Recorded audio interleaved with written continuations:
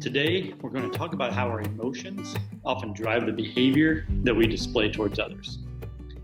And often our emotions come from stories that we tell ourselves about why others are behaving the way that they do. We often don't feel and act based on facts. We often feel and act based on the stories that we tell ourselves. And when we recognize that we tell ourselves stories every day, we can then change these stories and better manage our emotions. And with these better managed emotions, we can then improve our behavior toward the people around us and our relationships with them. Now, it may sound strange to think that we tell ourselves stories, so let me give you an example of how this might happen. Maybe we see someone step up and help an elderly person carry something heavy. We see that person's behavior, and then we may tell ourselves a story. This person was busy, but they interrupted their busy day to help out that senior citizen. What a great person. We may smile at the person, a total stranger. We may give them the thumbs up signal. But what we don't know is, are they really interrupting their day? Maybe they're not busy at all. Maybe this person that's helping the senior is the son or the daughter of the senior that they're helping. But we see the behavior and we tell ourselves a story.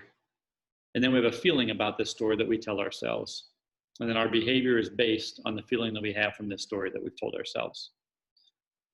Let's look at another example that probably every one of us has probably had in our life. Someone cuts you off on the highway.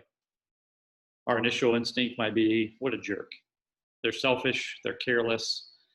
And then we continue on with this story because we're not only mad, we might be afraid. Maybe they could have caused a bad accident. We might say to ourselves, obviously they think where they are going is more important than the safety and convenience of anyone or anybody else around them. We might feel really mad based on our story that we've told ourselves. And as that emotion bubbles up, we both exit the highway. Now maybe we're side by side at the stoplight. Now we may let this person know that we're upset at them. Maybe we glare at them to let them know that we are upset. And we act based on this story, our story, that we have told ourselves. We don't know the truth, which might be that they're rushing to the hospital to see their significant other who maybe has been put into intensive care. And if we knew that, maybe our emotions toward them and our behavior toward them would be wildly different.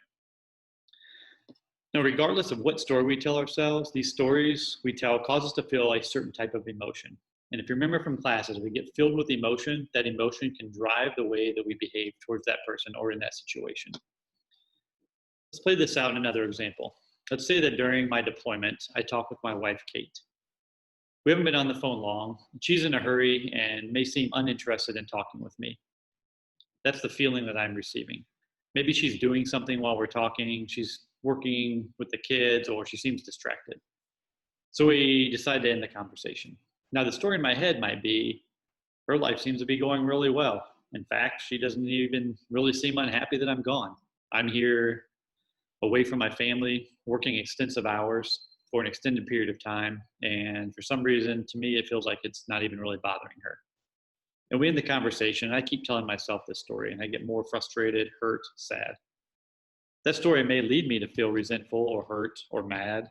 And then those emotions influence how I behave towards her and maybe other people around me. Maybe when I end the phone conversation with my wife, someone stops to talk with me and I'm short with them. Or maybe the next time I talk with Kate to connect on the phone, I provide super short answers to anything that she asks me to show that I'm upset. Or maybe I'm tempted to make little comments. Obviously, you're too busy. What I'm doing is not important. Let's just not discuss it or talk about it.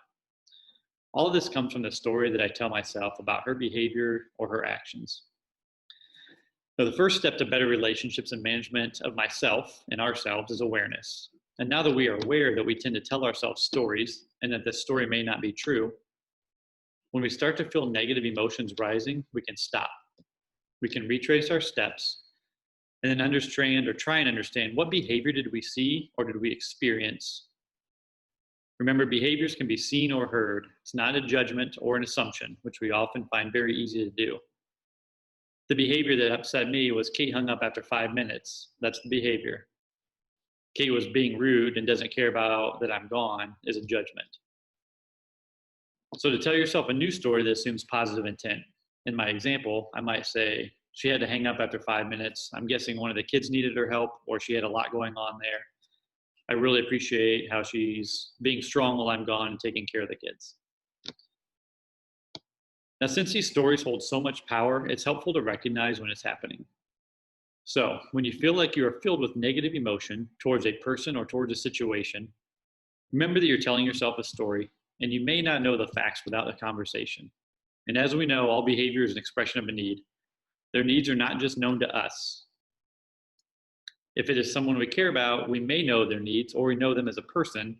We may know them as a good and caring person, and we may give them a little more leniency. But if we don't know them real well, when we see that behavior, tell yourself a story about why that behavior is happening. This will bring you positive emotions if you tell a positive story. This alone will help stop the cycle of hurting people when we are hurt and creating anger when we are angry. You probably remember from class, we can only control ourselves, and we can choose the stories that we tell ourselves to affect that emotion and our actions. In the Mastering Our Stories recorded session, we're going to learn more about how to be intentional in shaping the stories that we tell ourselves.